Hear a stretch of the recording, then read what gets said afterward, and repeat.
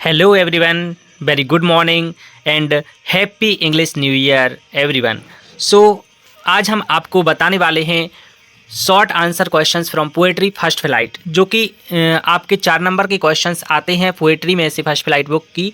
तो 3 क्वेश्चन आएंगे आपके क्वेश्चन नंबर 12 पे, जिसमें से एनी 2 क्वेश्चंस करने पड़ेंगे। तो उसमें से मोस्ट इंपॉर्टेंट क्वेश्चंस हम लाए हैं आपके लिए।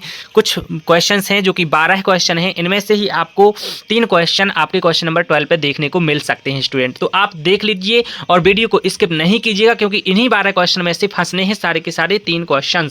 तो उनमें से एनी 2 क्वेश्चन ही आपको करने हैं जो आपको अच्छी तरह से आएंगे। और ये मैंने शॉर्ट टाइप आंसर लिखे हुए हैं, 30 वर्ड्स में लिखने पड़ते हैं, लेकिन यदि आपको 30 वर्ड का याद नहीं होता है तो आप सटीक और सही आंसर लिखें तो आपको 2 में से 2 नंबर मिलते हैं। तो क्वेश्चन नंबर पहला जो है वो इस प्रकार है।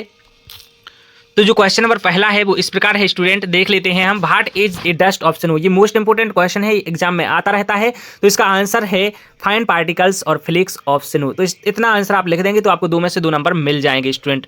लेकिन यदि आप चाहते हैं कि थोड़ा सा बड़ा आंसर लिखना है तो आप लिखेंगे dust of snow means fine particles of और फ्लिक्स ऑफ स्नो। तो ऐसा भी लिख सकते हैं आप, ठीक है। यदि आपको पहले से आंसर बड़ा वाला याद है तो आप बिल्कुल भी ना घबराएं, आप वही वाला आंसर लिखेंगे तो आपको 2 में से 2 नंबर मिल जाएंगे।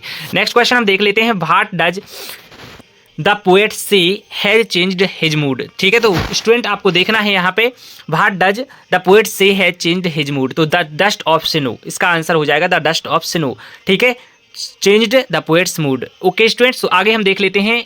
ये इंपॉर्टेंट क्वेश्चन ही चल रहे हैं, आपको बिल्कुल भी स्किप नहीं करनी है वीडियो, क्योंकि यदि आपने स्किप की और हो सकता है वही क्वेश्चन छूट गया जो एग्जाम में आ जाएगा।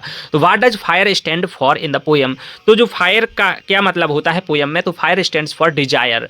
ठीक है, ये 1 नंबर में भी क्वेश्चन ऑब्जेक्टिव टाइप में भी पूछा जा सकता है क्वेश्चन नंबर 9 पर, इसलिए आपको अच्छे से याद रखना है fire stands for desire in the poem. Next है what does ice stand for in the poem. तो ice stands for hatred in the poem student.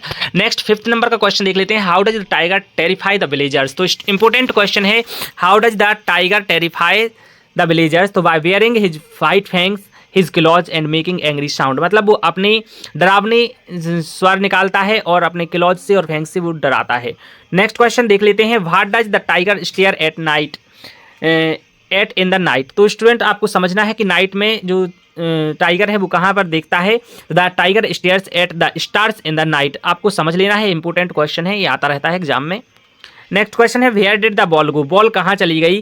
तो आपको लिखना है इनटू द वाटर। यदि आपको ये छोटा सा आंसर लग रहा है तो आप ऐसा भी लिख सकते हैं the ball went into the near by water body. ठीक है स्टूडेंट, ऐसा भी लिख सकते हैं यदि आपको जैसा याद है, लेकिन आपको लिखना सही आंसर है। नेक्स्ट क्वेश्चन देख लेते हैं। What does in the world of position mean. ये मोस्ट इंपोर्टेंट क्वेश्चन है, ये तो आया भी था लास्ट एग्जाम में, मीन्स क्वार्टरली एग्जाम में। ठीक है, तो आपको समझना है इस क्वेश्चन को। It means that every person in the world desire to possesses the things.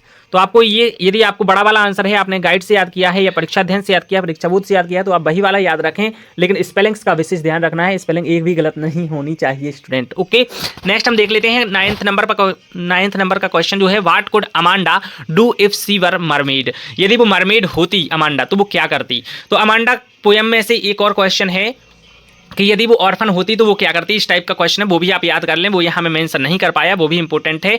तो मरमेड होती, तो आंसर है if Amanda were a mermaid then she would drift slowly on a language emerald sea. ठीक है student, तो यदि वो जल परी होती तो वो एमराल्ड सी में जाती। ठीक, नेक्स्ट क्वेश्चन देख लेते हैं। Where are the trees in the poem. Most important question है, ये आपको देखने को मिल सकता है एग्जाम में। तो in the poem the trees are located inside the poet's house. ठीक है स्टूडेंट, नेक्स्ट क्वेश्चन देख लेते हैं। What does the poet compare the branches of trees to. तो जो ब्रांचेस हैं ट्री की, वो पोएट कैसे कंपैरिजन करता है, किस चीज़ से कंपैरिजन करता है। तो the poet compares the branches to patients who were newly discharge from the hospital. तो मतलब जो ऐसे पेशेंट से वो ब्रांच की कंपेयर करता है जो पेशेंट हैं जो कि अभी अभी डिस्चार्ज हुए हैं हॉस्पिटल से। नेक्स्ट क्वेश्चन है जो कि लास्ट क्वेश्चन है। What does the poet Sandburg think the fog is like. तो student fog is like, fog की तुलना कैसे करते हैं यहाँ पर सैंडबर्ग जो पोएट हैं।